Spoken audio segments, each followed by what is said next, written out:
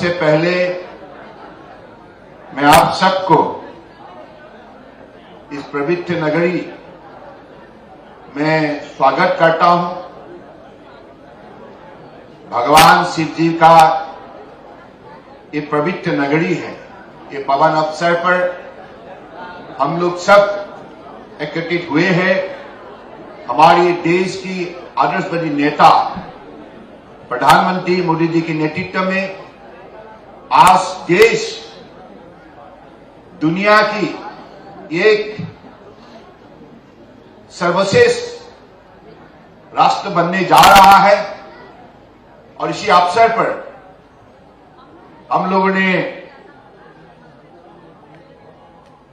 एक नई कदम मोदी जी के मार्गदर्शन से उनकी दिखाई हुई दिशा से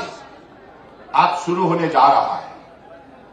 आप सबको मालूम है पिछले 8 साल के अंदर देश में बसे हुए जलमार्ग को शक्ति देने का और इस जलमार्ग के जरिए देश को आगे बढ़ाने का जो मोदी जी ने कदम उठाए हैं, इसके वजह से आज हमें ये सुनहरा मौका मिला है कि गंगा को ब्रह्मपुत्र से जोड़ने का बांग्लादेश होकर ये जो सफर, ये कोई मामूली सफर नहीं है। ये सफर में हमें कई रास्ता दिखाई देती है, हमें कई मौका इस देशवासियों को देने में ये सफर तय करते हैं। खास करके एक तो जलमार्ग में बसे हुए शक्ति, संपदा और संभावना को उजागर करना और इसके जरिए देशवासियों को अपने अर्थव्यवस्था को मजबूत बनाने के लिए मौका देना,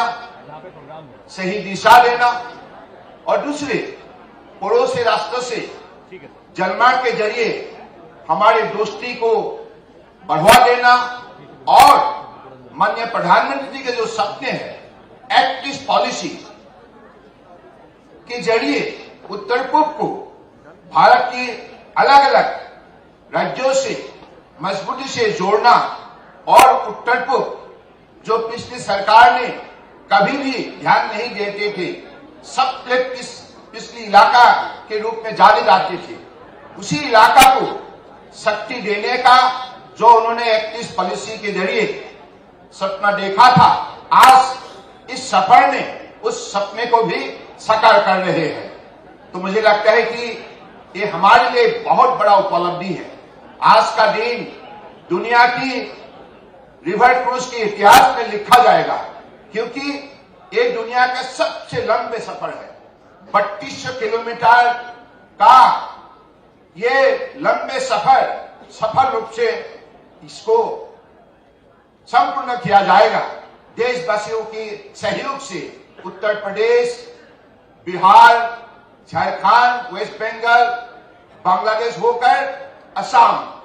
यानी कि इस सफर के जरिए सिर्फ एक हमारे पर्यटन की ही रास्ता खुलेगा ऐसा नहीं, व्यापार वाणिज्य का भी रास्ता खुलेगा। किसानों को भी एक अपनी अर्थव्यवस्था को मजबूत बनाने के लिए मौका मिलेगा और विद्यार्थियों को अलग अलग, खास करके जलमार्ग के क्षेत्र में जो भी हमें कौशल चाहिए, इस कौशल को हासिल करके रोजगार इसमें निकालने के लिए उनको भी एक बहुत बड़ा मौका मिलेगा और हमारे भारत को दुनिया में ब्रांडिंग करने के लिए हमारे 5000 साल पुरानी सभ्यता, संस्कृति और आध्यात्मिक शक्तियों का ताकत के बारे में दुनिया की मानव समाज को भी ये दिखाने का एक सुनहरा मौका मिलेगा। मुझे लगता है कि माननीय प्रधानमंत्री जी ने पिछले 8 साल में जो सफलता हासिल की है, देशवासियों को आत्मनिर्भर बनने के लिए जो शक्ति दी है, जो मनोबल दी है, इसके वजह से आज देश जाग उठा है और देश ने मन बना लिया है अगले 25 साल के अंदर इसी देश को दुनिया की सर्वश्रेष्ठ राष्ट्र के हिसाब से खड़ा करेंगे। और आपके लिए मैं ये बताते हुए मुझे खुशी होते हैं कि ये जो जहाज, ये आत्मनिर्भर भारत का ही नमूना है, क्योंकि ये जहाज देश के अंदर बनी है, ये विदेश से हमने नहीं खरीदा है। यानी कि मोदी जी ने जो सपने दिखाए थे, इसको साकार करने के लिए हम सफलता प्राप्त की है। तो मुझे लगता है ये आज हमारे सबके लिए बड़े स्मरणीय दिन है, ऐतिहासिक पल है, और हम अपने देश को कैसे दुनिया के सर्वश्रेष्ठ राष्ट्र के हिसाब से हम खड़ा के, इसके लिए हम सब प्रतिबद्ध होना जरूरी है। इसी शब्दों का साथ मैं फिर से माननीय प्रधानमंत्री जी को हृदय से आभार व्यक्त करना चाहता हूं। आपने जो शक्ति दी है, इसके वजह से भारत सरकार के हर मंत्रालय देश की जनताओं का साथ मिलकर आज जिस हिसाब से देश को मजबूत बनाने में लगे हुए हैं, देश के विकास को देश से आगे ले जाने के लिए आप लगे हुए हैं। और हमारे माननीय प्रधानमंत्री जी ने जो मंत्र हमें दे रखी है, एक भारत श्रेष्ठ भारत, ऐसी आज ये जो नदी का सफर है, ये जो क्रूज है, इसके जरिए एक भारत श्रेष्ठ भारत का मंत्र भी हम साकार करने जा रहा है। इसी शब्दों का साथ फिर से आप सबको हृदय से धन्यवाद देते हुए, और आप सब लोगों से ही अपेक्षा है कि ये यात्रा यहां से शुरू होंगे तो आज परम आदरणीय प्रधानमंत्री के पवित्र हाथों से इसका शुभारंभ होगा, और गंगा और ब्रह्मपुत्र दोनों नदी के पार में अलग अलग जो कार्यक्रम हमारे माननीय प्रधानमंत्री जी के निर्देश के मुताबिक हमारे यूपी में आज 5 कम्युनिटी जेटी का लोकार्पण, और हल्दिया कलकत्ता में मल्टी मॉडल टर्मिनल, और गुवाहाटी में maritime skill development centre for north east का लोकार्पण होंगे। और साथ साथ में बिहार में 5 जेटी का आज शिलान्यास होगा,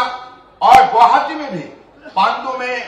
ship repairing centre elevated corridor का भी आज शिलान्यास होगा। मुझे लगता है कि इन कार्यक्रम के लिए माननीय प्रधानमंत्री जी ने जो समय हमें दी है, आशीर्वाद देने के लिए हमारा बीच उपस्थित है, इसके लिए मैं फिर से हृदय से भक्ति भावनाओं से प्रधानमंत्री जी को कोटि कोटि प्रणाम देते हुए आप सबको आज इस अवसर पर उपस्थित होने के लिए धन्यवाद देते हुए मैं अपनी स्वागत भाषण को यही विराम देता हूं। धन्यवाद। जय हिंद।